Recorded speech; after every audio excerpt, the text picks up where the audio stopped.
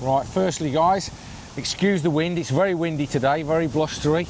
We're in Lincolnshire and that behind me is an absolutely massive 160 acre gravel pit, and today I've got an angling legend with me, a proper angling legend. He's not only fished with the great Rod Hutchinson, he's also played football against Rod Hutchinson many years ago, didn't you? Yeah, John Shucksmith. He's mostly known more as a specimen angler than he is a carp angler, but hopefully we're going to get into his fantastic angling knowledge and brain, to hear some of his great stories and talk about your illustrious angling career, because you're nearly 80 years old now, mate, aren't you? Yeah, in October. Yeah. So when did you first get the angling bug? How old was you? I got the angling bug with my mum's brother, who went to Hull to see some relations and brought me back a fishing rod. Wow. A fishing rod and a reel and a few bits and bobs to go with it. That started me off. How old was you? I would be about 12 then. 12, mate, so that about is... 12-year-old. So that is 68 years ago then? Nearly 68 years ago. Getting on that way, yeah. So what can you remember about it? But I had no fishing on my doorstep. We had to bike to Auburn Mill on the Upper Witham, which was a lovely place to go. And there were 4 or 5 of us finished up with fishing rods in the village. And in the morning, when we got set to go, they would say, "What time are you going?" "Oh, I'm going at 6 in the morning."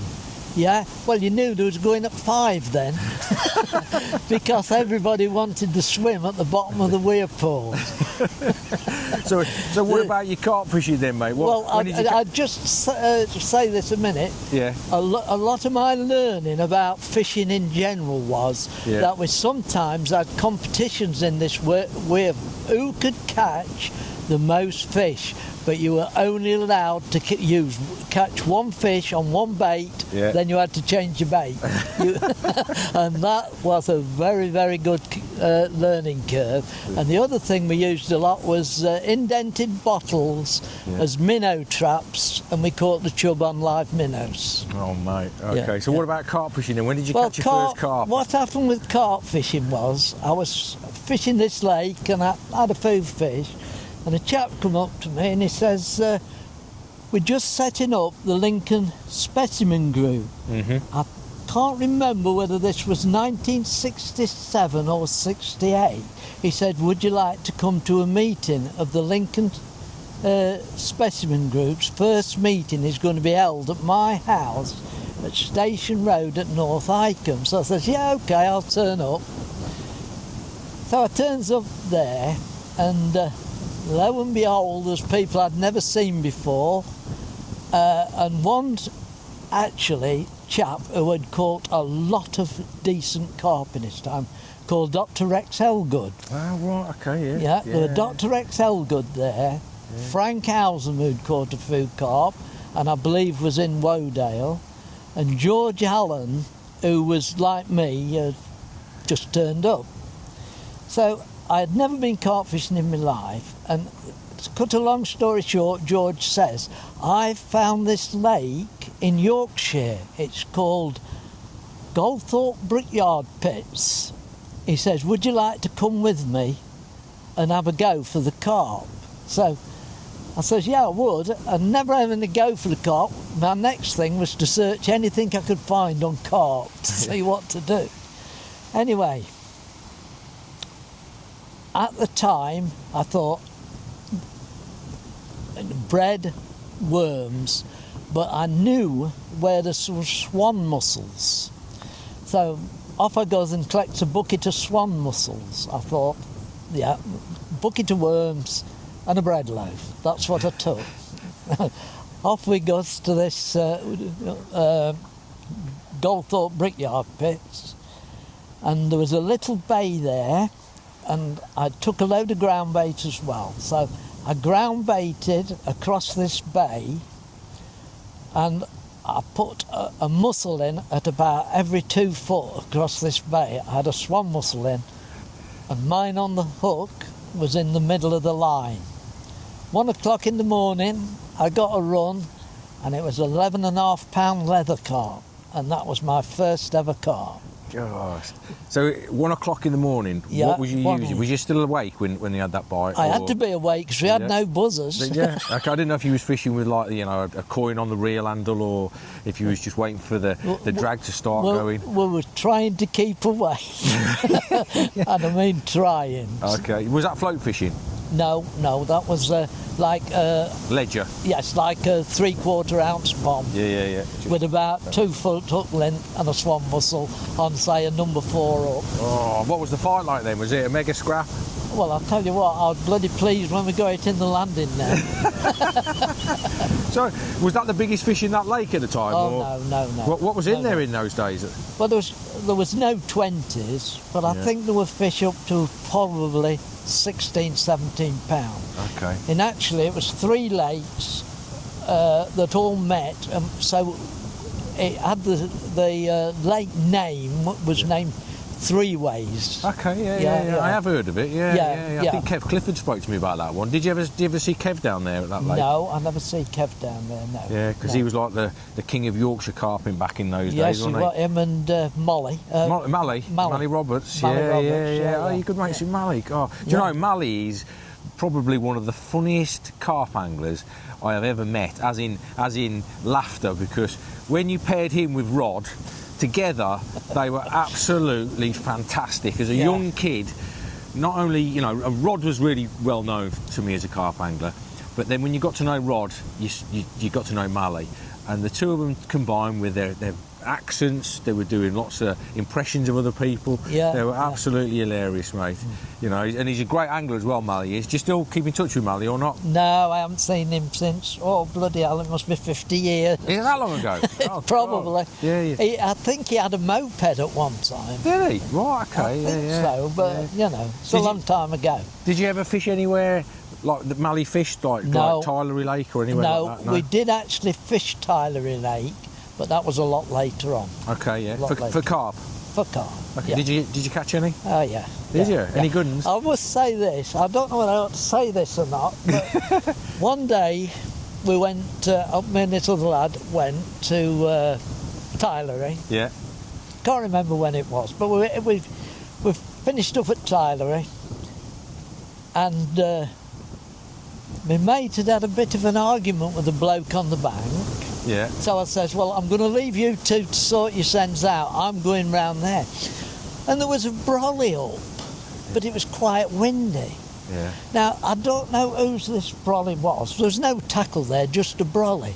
So I thought, well, I thought it's a bloody handy swim. I'll move the brolly. and I'll take it quite a way away. And if anybody said, oh no, it was there when I come, mate, the wind must have blown it. And yes, and I actually caught a 20th on that swim. Did you? Wow. Yes, and I'll tell you what, That's a big fish for there. it's in that book. I think it was written by probably something like Quest for the Queen. Okay, John Bailey's book. It'd be John Bailey. John yeah. Bailey's book. Yeah, that was a great book. That was. Yeah. Really enjoyed reading that as a kid. Yeah. There was the picture of you with that fish is in there. So somebody told me, but I haven't never seen it. Oh wow, I've got a I copy of don't that at home. I'll check have a it look, out then. have a look. I'll have a check of that. How often did you fish at Tilery? A lot? Or? Oh no, 3 or 4 times. Yeah. So, well, my trouble was, I couldn't fish a lot. I played football Saturday, I played football Sunday. Yeah. I worked 5 days a week, so Yeah. I didn't have time a lot. Now, you said to me earlier off camera that you actually played football against Rod Hutchinson. Well, maybe because I played for Icombe, and I'm sure we played Loworth at some time. Is that how you pronounce it? Loworth? It's Loworth. Loworth, right. It's Louth when it's right to me. So out of the area, Loworth. Okay, yeah. Well, you'd have known if Rod were playing because he was a big old unit, wasn't he? Yeah, but I wouldn't have known him probably then, you see. Okay, yeah. I wouldn't have maybe... Yeah. When did you get to know Rod then? Well, when we started fishing the Brickyard Pits at Market Raisin. Yeah.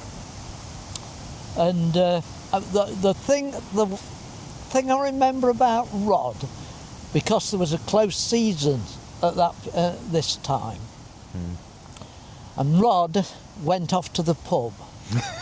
So Rod had gone. So I think there were Brian Hankins there, Mick Brown, not the Mick Brown the pipe man. This is another Mick Brown. Yeah.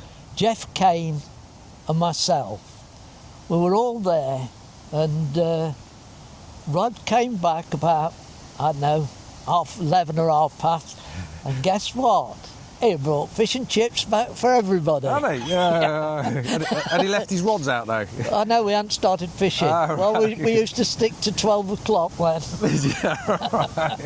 Yeah, because that was June the 16th. Oh, That wow, was the yeah. start of the fishing season. Yeah. In them days. Do you still abide by June the 16th rules yourself as an angler, or do you fish out of season? No, you fish out of season. I fish any time. Do you? Yeah, but there's plenty, you know. You don't have to abide. I don't abide.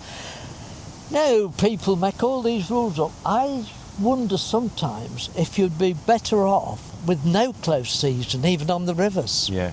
Yeah, because all of a sudden, and now with people using large amounts of bait, all of a sudden it stops. Yeah. And then all of a sudden it starts again. Yeah. And Yeah. you know. Okay. Yeah. So anyway, that's another item. Yeah. Now I know carp's not your favourite species, is it? No. No. What's your favourite species? Chub. Chub is. Okay. Chub, Yeah. tench, and perch probably. Yeah. What's the biggest chub you've had?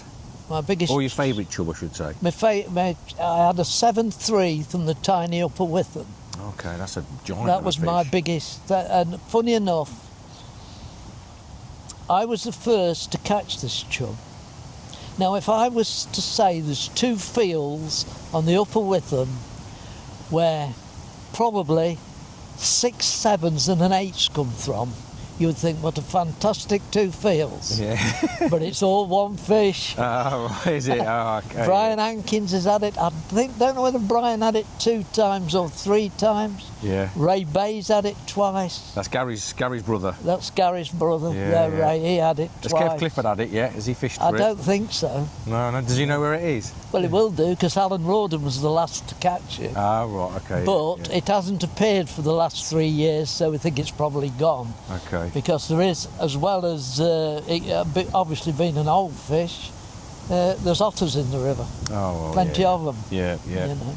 Now, you know this lake behind us? Yeah. Because this is obviously a really mature 160-acre gravel pit, but you can remember this venue before all these trees were up, and was it freshly dug when you first walked around When it? I fished, no, it wasn't freshly dug.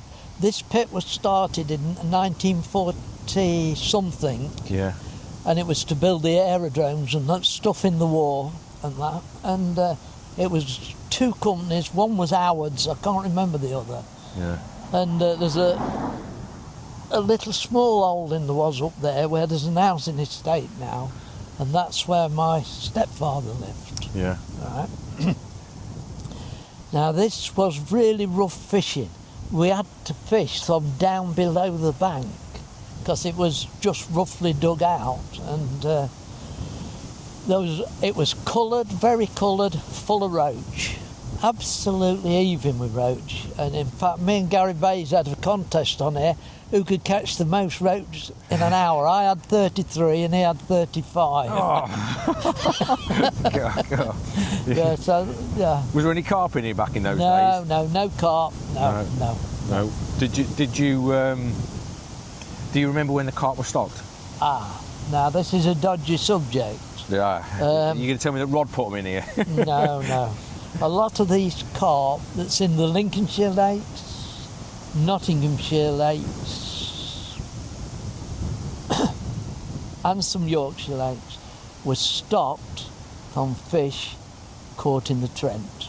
Okay. The Trent had hundreds of carp in. Mm-hmm. In fact, the best catch I know was from the Trent.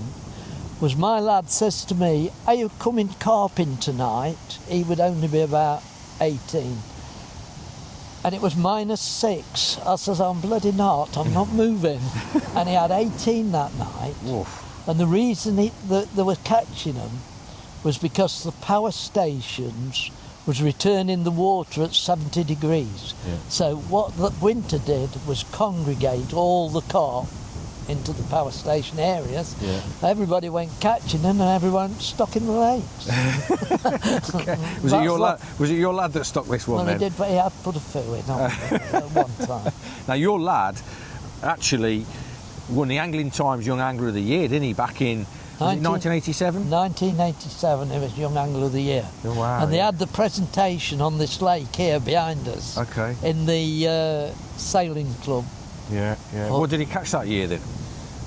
Well, I can't, it's bloody hard to say, 'cause he's took all his photo albums and everything with him and gone now. Yeah. He lives in Scotland now, doesn't he? He lives in Shetland.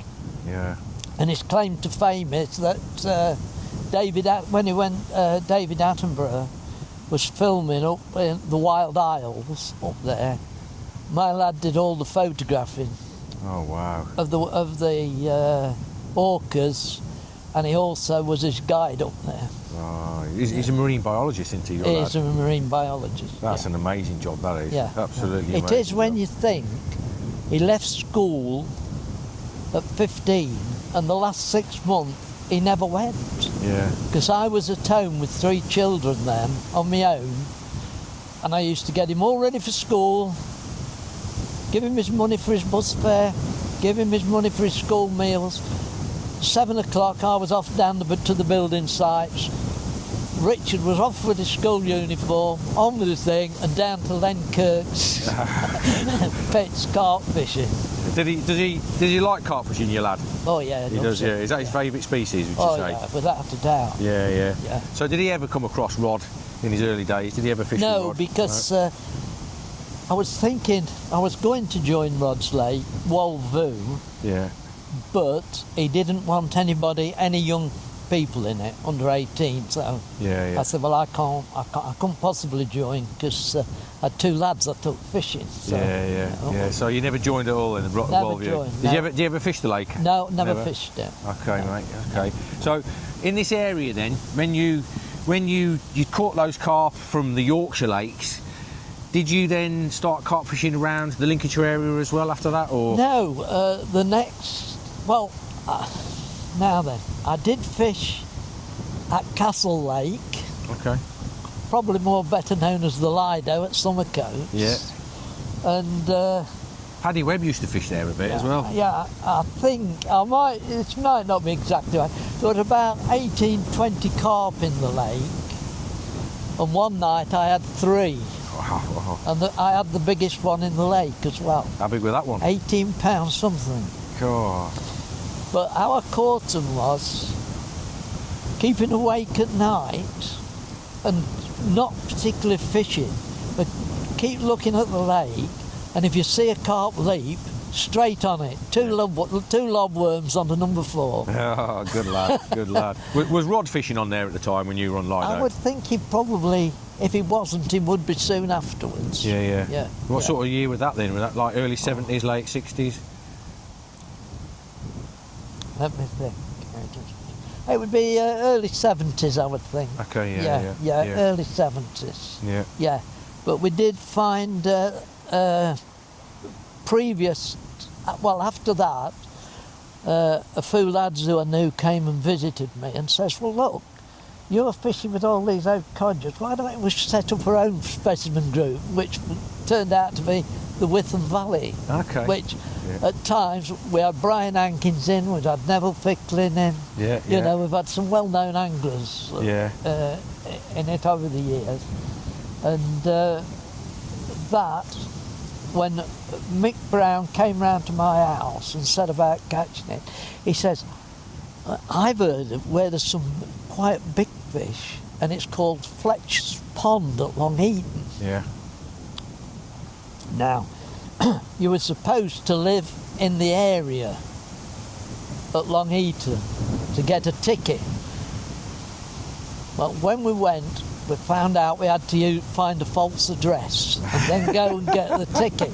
Now, this must have been going on quite a lot, because when we was there was Archie Braddock was fishing it. Well, he was a Long Eaton lad. Yeah. Now, there was a chap fishing it from Sheffield, and he writ a part, Carp and the Carp Angler, George Sharman. George Sharman, yeah. George Sharman was on there, Yeah. and a chap called somebody Ford from Grimsby. Would that have been... no, it wouldn't have been... I'm thinking Martin Ford. It wouldn't have been Martin Ford, no. No. No, he's a bit young. He's a bit younger than that. Yeah. And anyway, we was getting into this carp fishing by this stage, and suddenly everybody was trying to make fantastic baits out of dog food, cat food, all sorts of things. Well, this is where we had a little bit of luck, because one of our friends was a rep for a butcher's wholesalers. Every Wednesday he used to bring us £20 of minced beef and some beef burger flavouring he used to bring us. Now, we used to know a mill in Lincoln, and we used to go and get a bag of breadcrumbs. So we used to mix all this up. All we used with it was sausage meat, mate. What we used was the sausage meat, beef burger flavouring. We chucked any amount in. We never knew how much we chucked in. Chucked some in, and then we used to mix it up with this white breadcrumb. And then what we did, we deep fried it. And what we didn't realise at the time, we started catching every time we really went to Fletchers. We had some right fun there, and one day I was up a tree watching where the carp was, and who was there? There was a lad at the bottom of the tree. Says, "What are you doing up there, John?" "I'm spotting the carp." "We do realise your line's going off this pool, don't you?" Which I didn't. Yeah, and anyway, in the end, that's where I caught my first £20 carp. Yeah. Yeah. What year was that? Early 70s? Yeah, that would be probably around 75. Yeah. 74, 76. Can you remember what gear you was using? What gear? What rod and reel? Yes, we'd made our own rods, and I can remember getting my blanks from a place, I think it was called South Oxfordshire Tackle. We got our blanks, then we had to get our rings, and we was building our own rods. Yeah, we wasn't building them, we was putting the eyes on and the handles. And at the same time, we was making our own landing nets as well, because you couldn't buy her. Well, you was beginning to. Then it was more the 60s when we was making our own tackle, and gradually tackle shops were getting in on the act now with people carping. Yeah, but Fletchers Pond, real eye opener. Yeah. There were some good characters on there. There was one lad, I can't remember his name, but he used to come from Birmingham. He used to fish the same swim, and I was always in that swim. Well, that swim turned, if you walked from that swim across the fields, you came to a pub. And of course, at 6 o'clock he disappeared on a Saturday night. 1 o'clock in the morning he'd be coming back. And the next 12 hours he'd be asleep on his bedchair. That was carp angling back in the day? That was carp angling. Back in the days, yeah. Was it, where did you go after the Lido then when you was carp fishing? Did you fish anywhere else in the local area after that? Any other particular fish? No, I only fished Raisin Brickyard Pits and the Lido. Okay. What was in the Brickyard Pits back in them days? Because there's 30-pounders in there now. Yeah, well, there was a 20. Yeah. There was a 20, and I think Rod had it one day, and somebody was netting it for him. Yeah. We was all there watching, and I think the line snapped. I think this bloke actually snapped his line with a landing net. Oh. But Rod managed to dive in, catch the line, and he actually landed it. Really? Yeah. Thought you were going to tell me that Rod snapped his face in. He would have done. That's probably what. If he'd lost that, there'd have been trouble. Yeah, he was a big old unit when he was a young lad, wasn't he? Yeah. He was a bit of a. I know he liked his boxing, and obviously I knew he liked his football as well. And what was it like fishing around Rod? You know, like in the locality of him, because his reputation, obviously now, he's helped create carp fishing industry, which we've got today. Yeah. And I know from speaking to some of the older guys, your sort of generation of anglers, they all used to say that when Rod turned up on the water, he was like, oh, he's here, you know. And was he as good as? He was a superstar. Of the carp world. Yeah. Yes, he was. Without a doubt, he was. Yeah. He had that aura about him back in the 60s and 70s. Yes, he stood out, if you like. He's always stood out. Yeah. Thinking angler. He's a brilliant carp angler. Yeah. He was a lovely bloke to be around as well. He was a proper pioneer. He seemed to be. He seemed to have a better idea of where to be than than other people. But Brian Hankins was a good carp angler though as well from back in those days, wasn't he? He was known for catching some big fish. Brian was a good angler. Yeah. He does a lot of pike fishing now, from what I've heard. Well, he did do. I don't think he's in with those There's a few of us go chubbing and perching. Is he? Yeah. And we always share our information. So there's Ray Bays, Brian Hankins, and myself, Stuart Jessup. We all share our information. We don't keep hope back where we've caught out. No, good for you. Is Ray Bays a bit of a carp angler as well? I've never met Ray. Ray Bays is, I would say, is the second best angler I know to Hankins. They're very, very good anglers. Of course, every time they catch out, they send a photo to each other. You was telling me earlier on about the days when you used to send pictures into Angling Times or Angler's Mail and that, and Angler's Mail used to pay you 30 quid a picture, didn't they? Yeah, 30 quid a picture. Mail was very, very good. Yeah. Did you have a lot of pictures published back in the days? Well, we used to send them off. We had quite a few. Did you send your pictures of big carp into Angler's Mail? Yeah, all the carp we sent. Well, you've got to send a picture off. You think you might get 30 quid, haven't you?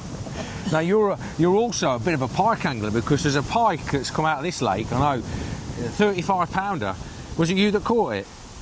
Yeah, it came. I caught it.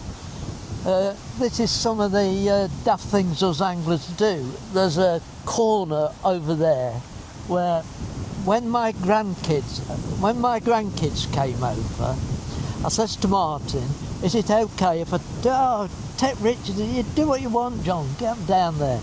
So we took them down there, and I put a bait out, a roach dead bait, right on at the bottom of the drop off, 13 foot. And Richard says, "I think your float's bobbed." Well, I says, "Bloody hit it then, don't look at it." And he hit it, and it was a 22-pound pike.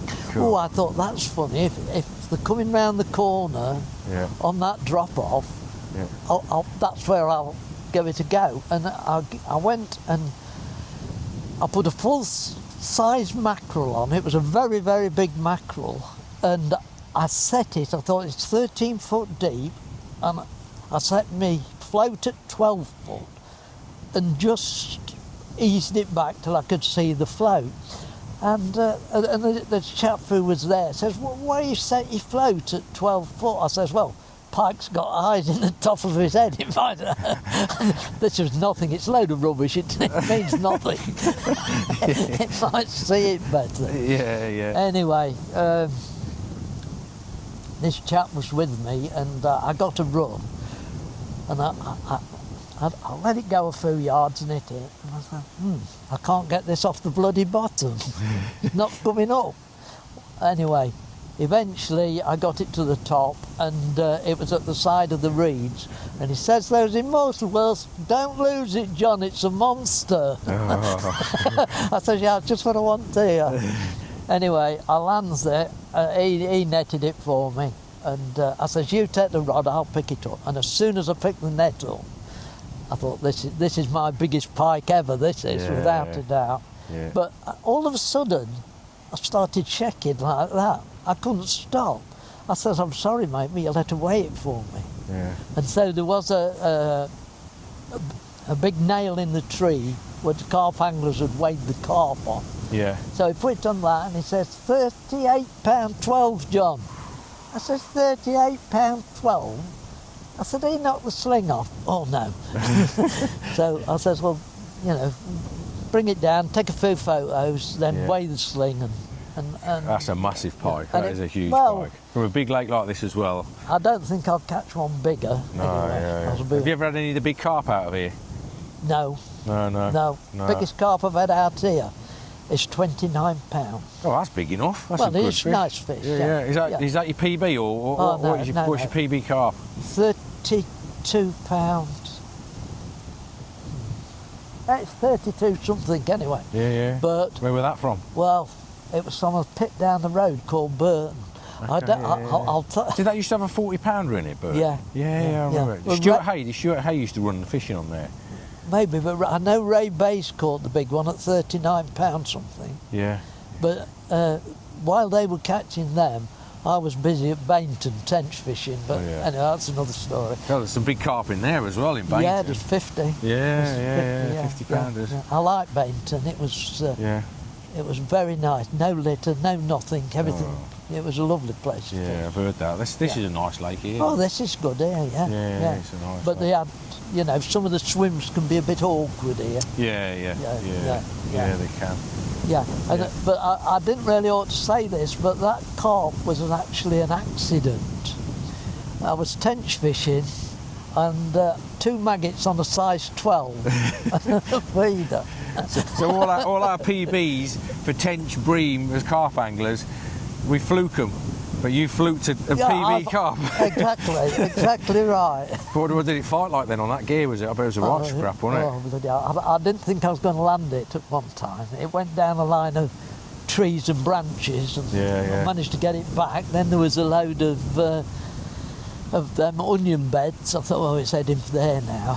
Yeah. But eventually it came in. Anyway. Cool, impressive, mate. Do you do much carp fishing now at all, or not? I always have a few goes every year. Yeah. I had last year from Spalford, which is Collingham AH waters. Yeah. I had 320s last year. Oh, that's nice. Out there. Yeah. I've had my best here. Had a brace of 20s one day. Okay. I'm going back a few years now. Yeah. And they're right in that top bay. What, the other side of the lake? Right up the other side of the lake. that deep bay? Yeah. Okay, Well, close in the margins or? Under the trees. Oh, okay. Yeah. And I think there were 23 and 25, yeah. Oh, that's nice fishing, man. Yeah, On a big lake like this, that's good fishing. Was you actually carp fishing, or was you? No, it's carp fishing. Yeah. With buzzers? Oh, yeah. You got alarms now? Oh, yeah, I can't keep awake now. No chance. So you still do a bit of night fishing as well then? Oh, yeah, I still have a few nights. Oh, right, okay, yeah. Oh, yeah, I'll probably have, say 2 or 3 nights a month, something like that. Okay. Now, we've all got favourite bits of tackle that we've kept over the years. Is there something that you still use from when you was a kid to now? Because obviously you fished an awful long time. There must be something that you've kept hold of that. No, because I'll tell you for why. I once went when my Richard was cracking on carp fishing. Oh, I thought I might go and have a night. I went. There was no tackle left. My tackle box was empty. Ah, right. Stripped you dry and everything. My tackle box. I like that, mate. Yeah, I like that. but That's nice. I had a 3-year spell where I caught very little carp fishing in the summers, and I took my grandson, and the buzzer would go off. I'll get that, Grandad. Yeah, okay. Yeah, mate, my granddad started me fishing though. So that was it, and that's the only thing I think today. The kids aren't getting taught all aspects of fishing. That's true. They're getting very limited. They're going straight into carp fishing. Yes, now. A lot of kids are. Yeah. But there's so much to fishing. Now I'll touch on an interesting thing. We had a spell, me and Mick Brown and Jeff Kay, on Peterborough Electricity Cut at night in winter. Now I wasn't there this particular night, but apparently Fred Wagstaff found a drunk on the riverbank at about 1 or 2:30 in the morning. It was obviously in the frost, unconscious. Yeah. He put him in his car and took him to Peterborough Hospital. When he got to the hospital, he see the matron, whoever it was, or whatever it was, and she says, well, it's a strange thing this, what the hell was you doing out at 1:30 in the morning? He says, I was fishing. She says, the looney bin's another 1.5 miles down the road.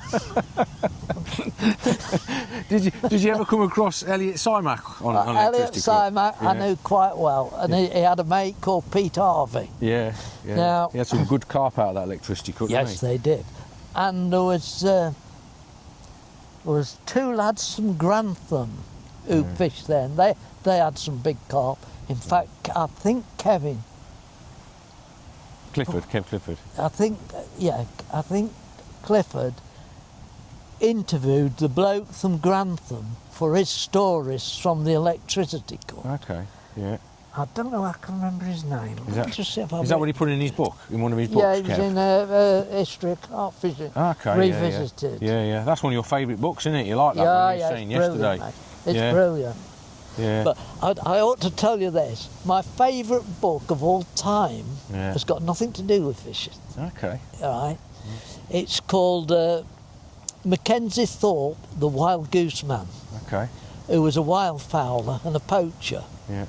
And this, I don't think it would happen today.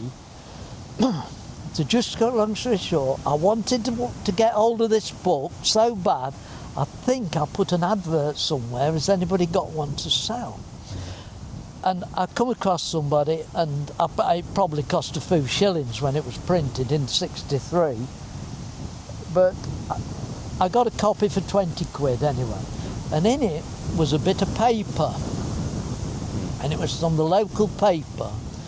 And when Prince Charles was at RAF Cranwell doing his training for the Air Force, he knew that this Mackenzie Thorpe had done a prison sentence for poaching. Right. And he had also poached the Sandringham Estates. And he must have been quite a good lad there.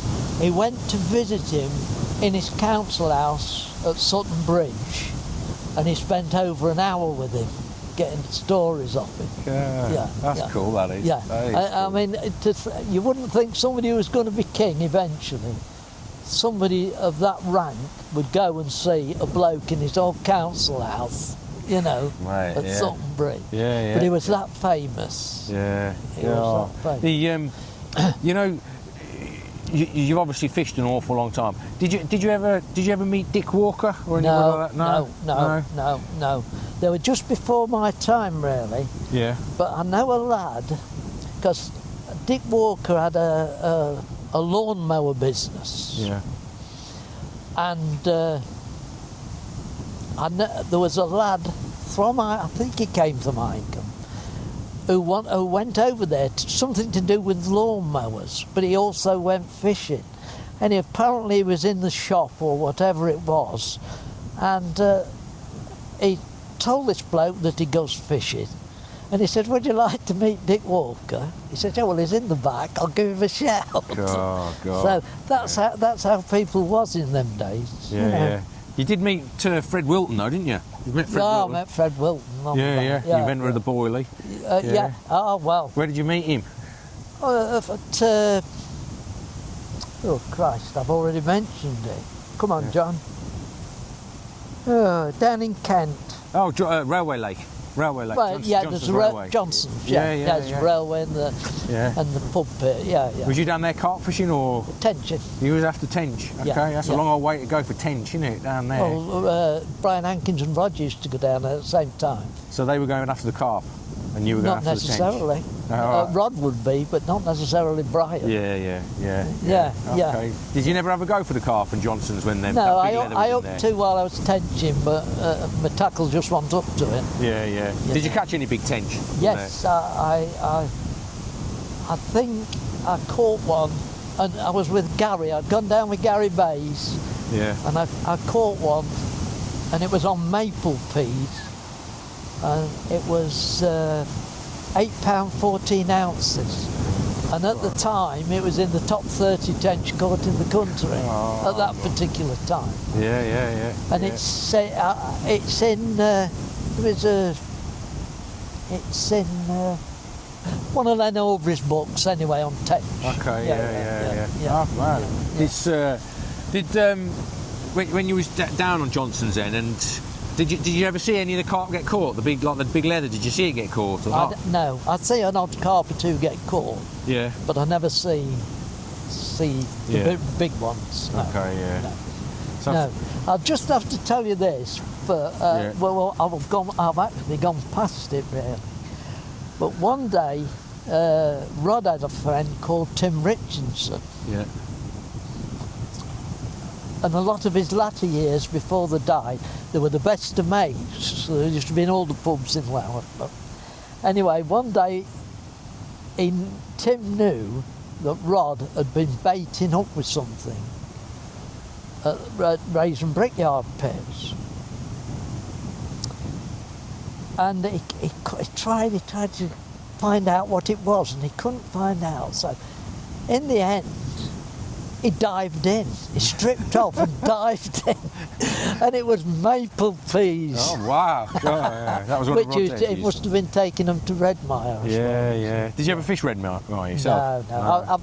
I've been there, but I've not fished it. Okay, I didn't manage to take a photo off the damn wall while I was there. Yeah. What do you remember about the invention of the hair rig? Because I was carp fishing from the age of 15. 1985 was when I first sort of regularly started carp fishing. I caught my first carp in 1980, but I wasn't really a proper carp angler then. I was just like a general angler. So I was late getting to the hair rig because all the older guys had an edge over me, you know, and they wouldn't tell me what it was. But what do you remember about the hair rig when it was invented? Right. The first I ever see the hair rig was at Johnson's Lake in Kent. Yeah. And it was a person called Phil Smith. Yeah. Tench fishing. The Phil Smith, the specimen angler Phil Smith. Yeah. Oh wow, yeah. I know Phil. Yeah. He used to fish at Orchid a lot, and he was mates with Marsh Pratley. Yeah. I fished Bradley's. Yeah. He was a. Phil was a real good specimen angler. I mean, he still fishes now, I think. I think he's a couple of years older than me. Is he? Yeah. You're still in touch with him? No, I didn't see. I'll have to see him at one of the Nottingham Piscatorial meetings at Newark. Yeah. They put a do on every year. Yeah. That's the last time where I see Kevin as well. So go back to the hair rig story then, yeah? Yeah, and Phil Smith, and he caught this fish, and he says, we were fishing adjacent swims, and he says, would you take me some photos? And this fish, weighed 8 pound 15 ounces. Yeah. And I took him some photographs, and I says, what you get that on, Phil? He says, these boilies, and it was on an hair rig. Right. So you clocked it straight away? Yeah. Did you ever go and use it? I've used it. Oh yeah. At that time though, you know, when you saw the rig. No, because I didn't have the appropriate tackle with me to rig it all up. Yeah. I was fishing maple peas and chickpeas at the time. Yeah. Now, what of all the years that you fished for carp and stuff, what's your favourite bait for carp? If you had one bait to rely on to go and catch yourself a carp today, what would it be? Would it be maple peas or sweet corn? No, well, sweet corn. Yeah. You'll be amazed the amount of carp that's come out this lake here behind me on sweet corn. Yeah. More than what you think. Yeah. Because it's an out of favour bait at the moment. Oh yeah. Particles there. Yeah. I mean, I know a lot of people probably rightly think that boilies do tend to get the bigger fish, but I think once fish get feeding, it's potluck which one you get. When they're all when you get a group of fish feeding hard, then potluck whatever you catch. But the first flavours I got was off a bloke called Jeff Kemp. Kempenstein baits, I think he called it. Kempestini's book. He had a book called Kempestini's. That's the one. Yeah, that's the one we used to Jeff get the Kemp, stuff out. Yeah. Green Zing, did you use that? Yes, green zinc, red zinc, and there was another one. Dairy cream. That was my favourite Kempy bait, was dairy cream. It was Kempestini's Book of Carp Baits, I think it was called. I think you're right. That was where it was. I had a copy of that. Yeah, I think I've still got it at home and all. I'll tell you what I've still got a copy of. Yeah. Still. I think it was the first Carp Study Group book, paperback, called Carp. Yeah. It still comes out now. They still publish it now. Well, this was the first copy that was ever done. Was you in the BCSG? No. Oh yes, I was at one time. Yes. Okay, I had a few years in there. Then, but I switched over when we had a meeting at Sheffield, and the Carp Society came into being. Yeah. I think that's when I left the British Study Group and went to Carp Society because it was more open. It was very restricted. Yeah. You know. It still is the BCSG. It's still a little bit clicky. It's still clicky. Yeah, it's still. I mean, rightly so. There's nothing wrong with that because it's their way of filtering people. You know, making sure that they get the right kind of carp angler in their group. So it's like-minded anglers, which I get, especially at this day and age, where you've got a lot of guys that come straight into carp fishing, and as we said before, they don't really know much about general angling. Yeah, but I'll just tell you this little bit on bait making, which was absolutely unbelievable. When Kevin Nash had his shop at Iceham, and Gary was, I don't know whether it meant, I asked him, I says, do you reckon I could use your shop on a Sunday to make bait, you know, use the facilities and that, because I'm bloody fed up of mixing them. He says, yeah, of course you can, John. And anyway, I went, now I thought, what am I going to do? Now, what I went and bought will amaze you, I think. I bought £56 of semolina, £56 of soya flour, £56 of Insectis various. Insectivorous, from Haith's. And a £56 bag of red. Robin Red. So I've got all these bags of stuff, and there's a poultry farm up the road there was at the time called White's. Now I went to see them, and I says, I need 1,000 cracked eggs. So there was, this Sunday morning I says to our lad and a bloke called Cringer who came, and there was 4 of us. I can't remember who the other one was, but we made somewhere in the region of 60 to 80,000 baits in a day. For carp? Just for carp. Yeah. And what I did with my share, I put them into 500 £500 bags, 500 in a bag. I was in the fishing the railway pit at the time, and this was absolutely wonderful. The one in Lincoln? Yeah. I'd go and put 500 baits in a full bag, and then I would fish. I would fish a pop-up 2'6" off the bottom, and you could see the carp come along. And they would obviously either smell or see the bait, whatever. Bang. First one they took was the oars. What year was that? Oh. You'd have been one of the first. Maybe you were the pioneer of zig rigs then. That's well, I didn't. Pop up off the I'd lead never like heard of zig rigs then. Yeah, obviously, But it worked a bloody treat. Yeah. Pop up straight off the lead, mate. Was you know, that was the tactic. Well, when I fished like the A1 pits and 1 or 2 more pits and Denton, I got the name Popped Up Tiger. Did you? Did you fish on Denton Res as well then, did you? After the carp? Yeah. Oh, wow. I had a 30 off there. I had a 31 off Denton. It was my best carp fishing. But what I did, there was some big tench in Denton, you know, and nobody really knew about them. But I started tench fishing it, and my best tench was £9.11 out of Denton. But what I used to do, put 2 rods out for the tench and sit by them. I'd have a 3rd rod here, and I used to put a single boilie on it, 3 ounces of lead, and whack it anywhere. Just whack it Pop anywhere. chucking it, as we call It it. was- yeah, exactly. Yeah. Yeah, I'd caught £28 on that rod. Oh, mate. But I just- was it day only water back in them days? Is it still day only? It's still day only now. Was it day only in them days?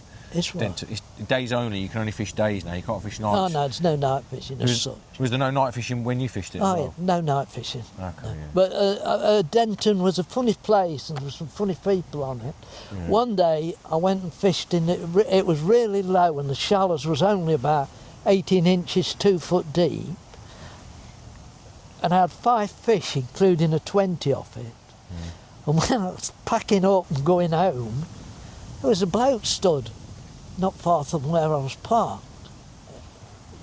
And he says, "Now then, John." I said, "Now then." He says, "I want to look at your rig." I says, "Dear." And he had a bloody shotgun with him. Well, I says, "Yeah, you better have a look."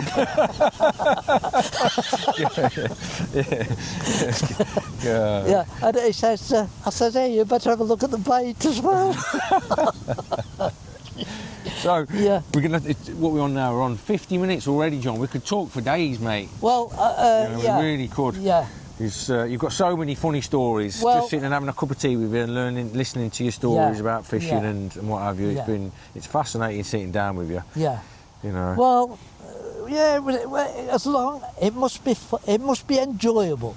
You can take it as serious as you want, Yeah. as long as you think. Don't go home grumpy if you don't catch out. That's Yeah. I'll never be smiling. Yeah, we were talking about that Yeah. earlier, weren't we? Some blokes, when they don't, somebody else catches, they get jealous, Ah, and, yeah. you know, and they Yeah, start slagging people off. yeah. And It strikes me, nobody ever gets banned from the lake who don't catch much, and which means I'm safe. I've heard from Kev Clifford you catch a lot, mate. So he says you're a proper specimen angler, Well, and I I've know of you before I met you.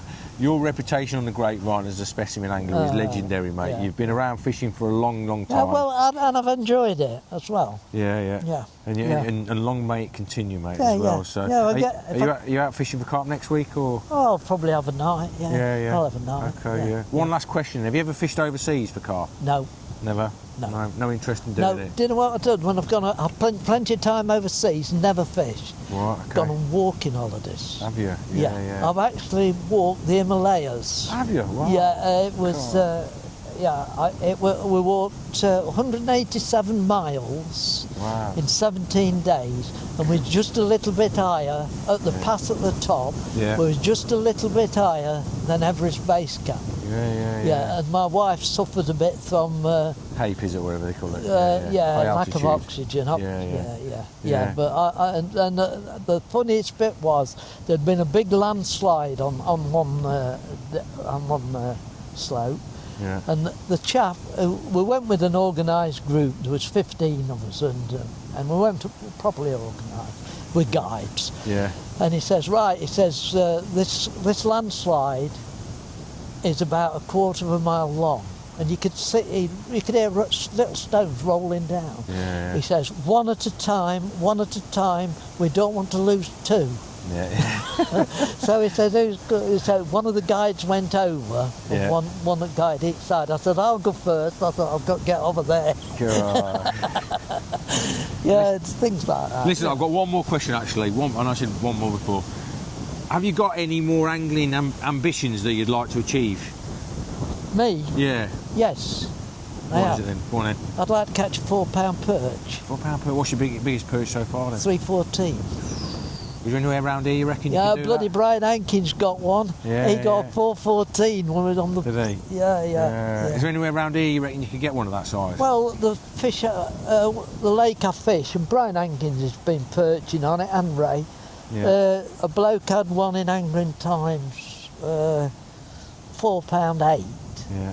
but It's a monster, that I is. think it was full of spawn. Yeah. I don't know how much spawn they carry, but we did find it when we was tench fishing at Sywell, that the tench, 7-8 pound tench, carry about £1.25 spawn. Yeah, cool. That's not much really when you think No. how much carp carry, because some No. carp can carry, £20, £15. Some of these giant carp from overseas they can. I'll just You know, tell they you this, spawn out. at Baston Fen, Yeah.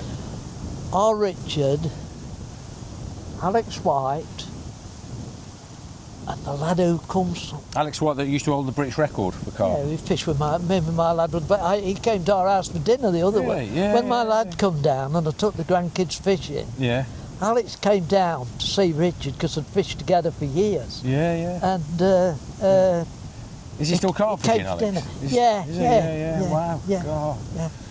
yeah. I'll tell you what, they come up with the most brilliant idea Yeah. I ever knew. I'm talking, when we fished past the fens, Richard would be about, so that would be